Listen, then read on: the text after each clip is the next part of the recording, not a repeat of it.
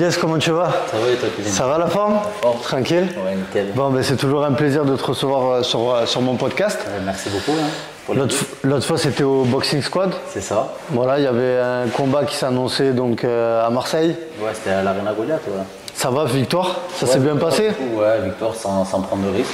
Ouais. Victoire avant la limite, comme tu as pu voir, et tout dans la stratégie, en finesse. Et donc là, la suite pour toi, c'est Jason Poney? Ouais, au KOF. KOF, ils arrivent à Marseille. Je crois là, il y a un gala à Rouen, je crois, ce soir en plus. Ça. Ouais, c'est ça. Ouais, au Rouen, ouais. Et du coup, ils font le 11 janvier à Marseille et je pense être en tête d'affiche, donc nickel. Ouais, c'est ça que j'ai pas regardé. C'est en main event pour l'instant, c'est pas encore? Normalement? Il me semble que c'est pour le main event, ouais. Bon, c'est cool, t'es respecté en tout cas, je vois fin 2023, début 2024. C'est chez moi. Et là, même après, en plus, il y avait le Brave à Nantes aussi, j'étais main event. Ouais. Donc, que le main event. Alors, l'autre fois, je t'avais demandé, bon, peut-être je vais redemander aux gens que tu te présentes pour les gens qui te connaissent pas. Ilyes Duroun, 31 ans. Et qui est Broly. Qui est Broly, 31 ans, combattant professionnel depuis très longtemps. Et premier français à avoir combattu au PFL en 2019 pour le tournoi 1 million. Voilà, j'ai combattu un peu partout, États-Unis, Bahreïn, Biélorussie, un peu partout en Europe. T'as commencé le MMA, c'était au Marseille Fight Club? J'ai commencé le MMA, quand j'ai vraiment commencé, j'étais au Sambo Saint-Pierre à l'époque. Ouais. Sambo Saint-Pierre, ensuite il y a eu un petit changement avec l'évolution Pancras. Jean-Michel était parti avec l'équipe d'évolution Pancras, donc je l'avais suivi. Ensuite, il a monté son truc à lui, le Marseille Fight Club, et j'étais avec lui. Et donc, tu l'as dit, tu es passé par le PFL, donc grosse organisation. Moi, je voudrais structurer aujourd'hui l'équipe qui t'entoure. Donc, en coach, tu as Aldric Cassata. J'ai Aldric Cassata ici à Nice au Boxing Squad, ouais. Ouais, prépa physique. C'est Vincent Audax. Management, c'est Guillaume Pelletier. Bulgaria Top Team. Voilà. Et il y a toujours mon père spirituel, Jean-Michel Fossard, toujours présent aussi. Ouais, donc franchement, une très très belle équipe.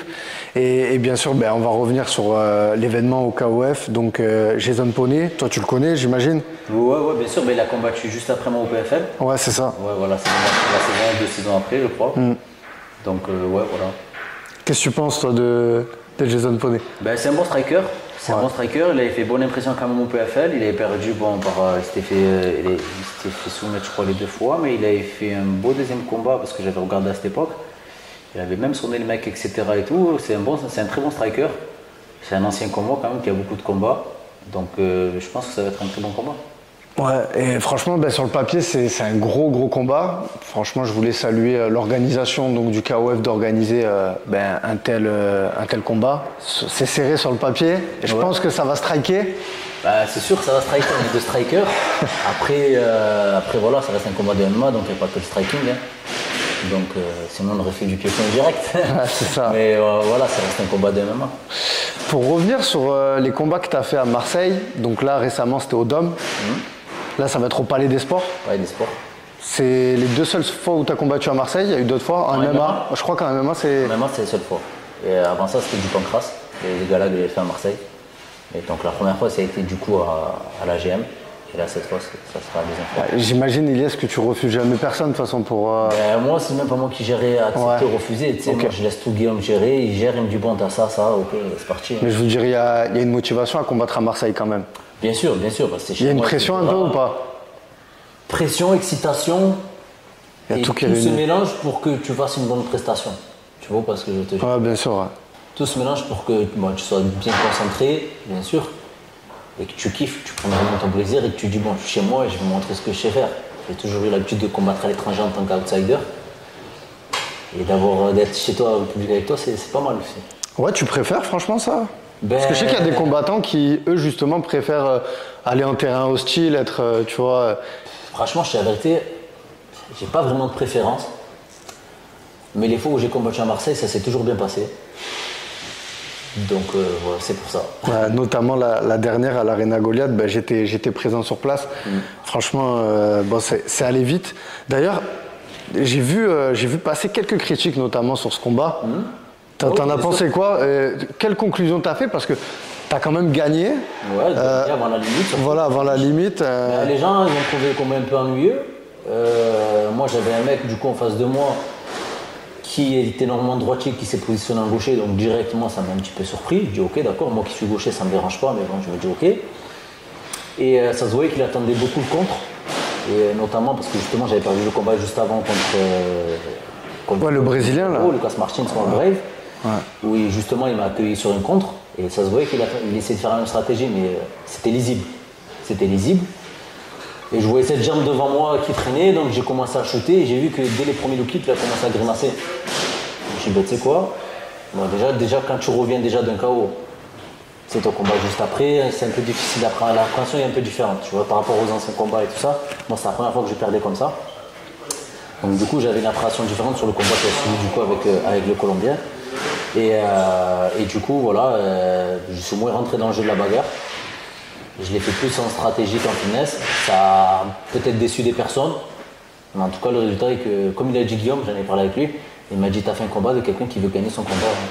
J'ai pas fait un combat pour le public, j'ai fait un combat pour moi en vrai. Ouais, clairement, puis aujourd'hui. Au final, ça reste quoi? Ça reste un verre. Ça reste un jeu Serdog et en plus de ça, avant la limite. Donc après, j'ai pris 0 coup. D'ailleurs, je suis parti en vacances avec ma famille Blaise, tranquille. Nickel. J'ai pris 0 coup, je suis rentré chez moi avec 0 marque. Et ça te permet de recombattre aussi. J'ai enchaîné du coup, voilà, exactement. Et en plus de ça, je venais de combattre un mois avant. Ouais.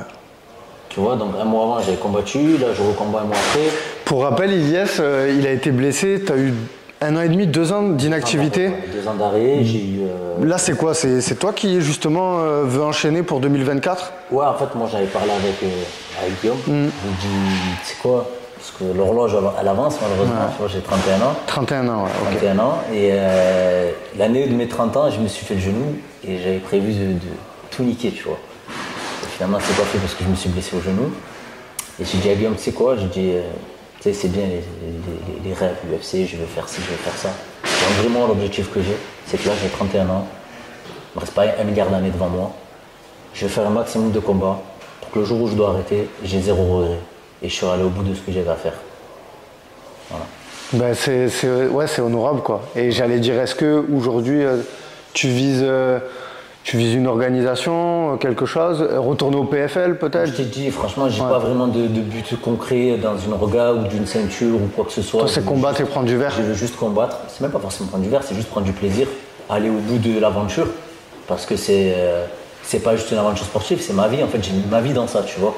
J'ai mis ma vie dans ça et je suis pas au bout, mais bon, j'arrive à la moitié du chemin, un peu plus de la moitié. Donc je me dis, bon, il me reste encore quelques années, mais pas non plus 10 ans. Donc vas-y, va au bout de la route, fais ton maximum, surtout prends ton plaisir, parce qu'on fait ça surtout pour le plaisir et pas pour les objectifs, mais plus pour le plaisir. Donc prends ton plaisir à chaque combat et tu vois où ça t'amène. Ouais, bah écoute, franchement, moi c'est tout ce que je te souhaite d'aller au plus loin. Tu sais que tu es un combattant que j'apprécie énormément. Et je voulais voir avec toi, je crois que le combat il est en 70 kilos. Hein. 70 fois. T'as jonglé entre 66 et 70, non? En fait, je te jure, et ça c'est bien que tu en parles et tout pour l'interview, j'ai toujours voulu combattre à 66. C'est dur de faire le... En fait, ça s'est jamais fait. J'ai toujours eu une poisse, quelque chose qui a fait que ça s'est annulé. Je vais t'expliquer. Ouais. Je devais combattre une première fois, c'était au Canada, 66. Adversaire blessé au genou, combat annulé. Derrière, donc du coup, c'est annulé, etc. Ensuite, je fais d'autres combats à 70 parce qu'on me propose que ça. Derrière, je fais le PFL en 70. Je sors du PFL en 70 et je me dis, bon, ok, ben, j'aimerais bien faire 66. On me propose un combat à 68. Ça se fait, je le gagne. C'était le combat juste après le PFL. C'était au UXFN. Derrière, je me dis, bon, je vais faire 66. Et à chaque fois que j'ai eu derrière ça des échanges pour 66, il y a toujours une annulation. Soit annulation de gala, carrément, comme il y a pu avoir, avec le Covid, etc. Soit, du coup, blessure de moi ou d'un adversaire. Et à chaque fois, ça n'a jamais pu se faire. Et quand je devais combattre au break, du coup, à Nantes, je devais le faire en 66. Ils ne m'ont pas trouvé d'adversaire à 66. Personne. Du coup, ils m'ont dit, bon, écoute, tu vas prendre Lucas Martins, qui était normalement prévu pour Amin Ayoub, en 70. Ouais, je le fais, c'est marqué, je le fais, donc je l'ai fait. On avait prévu avec Guillaume derrière de recombattre sur la GM. Il m'a dit, bon, tu ne pourras pas faire 2 fois 66. Donc, je fais une fois 66, donc ce qui était prévu pour Brave, et 70 derrière. Au final, j'ai fait les deux à 70. Et là, pour janvier, j'avais dit à Guillaume, écoute, j'aimerais bien combattre à 66. Ok. Là, il me dit, écoute, j'ai des abonnés à 70, c'est un beau combat, donc il faut le faire. On va le faire en 70 encore. Parce que tu cuts beaucoup, toi? Je ne cut pas du tout, c'est ça le truc. Tu cuts pas du tout? Je ne cut pas. Là, sur le dernier combat à l'Arena, j'ai cuté un peu. Ok. Parce que j'avais que moi entre les deux combats. Mais sur le combat au Brave, j'ai fait 1 kg en vélo, en sudation. D'accord, ouais, donc très peu quoi. J'ai fait une demi-heure de vélo, j'ai perdu 1 kg et je me suis pesé.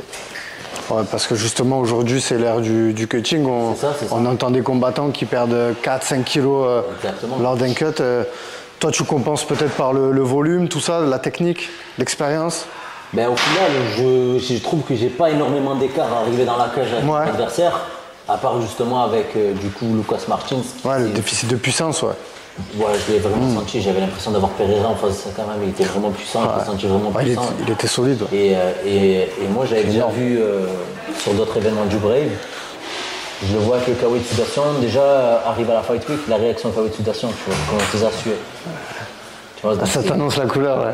Tu sais qu'il va cutter, tu le vois, il change de tête quand il est le jour de la partie, tu le vois, c'est pas le même, tu vois, et après le lendemain il reprend. Et c'est le jeu, c'est ça le jeu du coaching. Et c'est pour ça que je voulais faire 66. Franchement, c'est vachement intéressant le sujet qu'on parle là, parce que en ce moment, c'est au cœur de l'actualité. Je sais pas si t'entends un peu les. Qui rate la pesée, voilà, il y a Ramzan qui a. Ouais. Tu vois, il y a aussi Baki, Baïsangour Shamsudinov. Donc, toi, tu fais un peu comme. Je crois que c'est Cédric Doumbé aussi, il cut pas. Hein. Il cut très peu. Tu fais un régime avant quand même. Parce que tu fais combien dans la vie? Voilà, tu fais le régime. Tu fais le régime, etc. Regarde Axel comme à 70, il fait un régime. Et après, il va cutter. Il va cutter, ouais. Il est quand même beaucoup plus costaud que moi, t'as pu le voir. Ouais, bien sûr. C'est vrai qu'il est à 82, il est sec déjà, tu vois. Après, il va taper tout, etc. C'est un jeu, c'est un risque à prendre, c'est un truc que tu peux faire, mais tu ne pourras pas le faire énormément de fois, je pense. Ouais, bien sûr. Ouais, ça. Après, je crois qu'il n'y a pas encore d'études qui montrent sur le long terme ou pas si c'est nocif ou pas. Déjà ça, et même, tu sais, ton corps. J'ai eu l'exemple une fois dans ma vie, ça m'est arrivé, pas à moi, mais de mes yeux. C'était. Il s'entraîne avec nous d'ailleurs, c'est Mehdi Dakaev. Il s'entraîne avec nous à Nice et il est parti combattre une fois, il a combattu en 66. Hein. Je l'ai revu un mois après parce qu'il combattait en Russie, tout ça et tout. Je l'ai revu un mois après ici, il était à 96. Il a fait plus 30. Waouh! Ah, le rebond. C'est énorme. Ah, c'est énorme. Et en fait, son corps, je pense qu'il a mis tellement dans le rouge. Et même mentalement, il s'est mis tellement dans le rouge qu'après, il a tout envoyé, tu vois. Imagine, tu fais un plus 30. Je divague un peu, tu me parlais d'Axel Sola justement. Tu as vu son combat là qui va arriver? Bien sûr, ouais. Il y a celui aussi d'un certain Virgile. Il est là. Qu'est-ce que tu en penses? Tu vas nous parler de ce combat? Je vais montrer ta tête vite fait. Ah, tu peux faire un petit coucou. Virgile, le futur champion de la REF. 84, il est là. En 2 semaines. Ouais. Pickle, moi je l'appelle. Ouais, tu peux nous parler un peu. Tu suis toi le MMA quand même ou pas du tout? Bien sûr, ouais. Je suis. J'avais sorti la tête du MMA quand je m'étais blessé au genou parce que. T'avais besoin un peu de couper, peut-être, non? Ouais, je me sentais tellement mal en fait. T'es frustré de voir les. Ouais. Je voyais tout le monde avancer, ils m'ont resté au point mort. Surtout que j'étais là quand le MMA était pas connu. Ouais. Et maintenant que le MMA avait grave pris, genre ben moi c'est out, tu vois. Ouais, parce que les gars, Elias c'est un ancien vraiment. L'ancien. Tu fais partie des premiers même qui étaient à la BTT et tout, je crois. Hein. Premier c'était l'équipe de. Il y avait les Lyonnais d'abord, l'équipe ouais. Tout ça et tout. Il y avait Mouri, il y avait Fares. Mais on va dire, ouais, j'étais dans le début un peu. C'est ça. Et Morgan, tout ça déjà. Et ouais, du coup, pour le combat de Axel et Virgile, qu'est-ce que t'en penses? T'as vu les adversaires un peu? J'ai vu les adversaires, ouais. Surtout, j'imagine celui de Axel là qui fait beaucoup parler, enfin les frères Younoussov qui en ce moment explosent, il y a Hamza dans leur coin, j'ai vu un petit peu sur le dernier événement, après moi je suis pas abonné et tout donc je vois juste les trucs sur Instagram qui passent, tout ça. Ouais, après ça va être des beaux combats, moi je suis confiant, parce que Axel est vraiment solide, déjà qu'il était solide à 77, à 70 je le trouve encore plus solide. Donc ça va être vraiment des très bons combats. Virgile, bon j'en parle même pas. Virgile, il n'y a pas de mots, Virgile. Je te jure, c'est grave, il n'y a pas de mots, Virgile. Ah, ce matin, j'ai vu des regarde, tu vois, Virgile, il te regarde, il te dit, je vais te faire une petite bras, il va te la faire. Tu vois, tellement il est puissant. Tu peux rien faire contre. Je veux bien te croire.